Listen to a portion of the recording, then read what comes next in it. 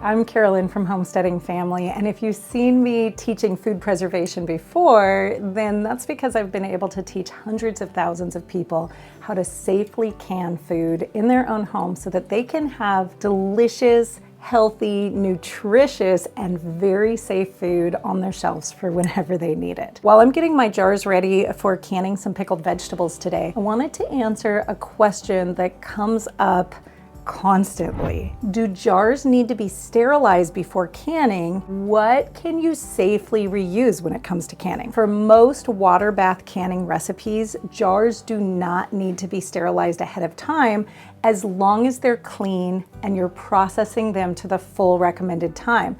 Years ago, they used to recommend that you sterilize the jars, but now they've realized that is completely unnecessary as long as you're following an approved recipe where your processing time is over 10 minutes, which is pretty much every single approved recipe out there. Pressure canning gets so hot that it will definitely sterilize any jar that you have, so you don't have to worry about it then either. Clean means washed in hot, soapy water or run through the dishwasher. I also keep my jars warm so that they don't crack when I fill them with hot food.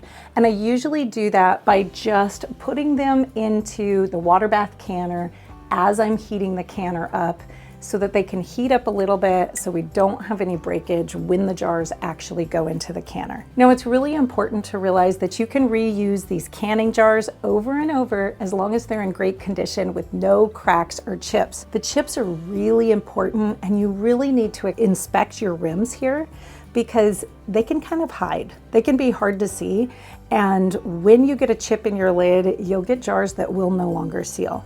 So if that happens, you'll know it's time to move it to a different use around your household or go ahead and get rid of it. Lids, on the other hand, are a little bit different.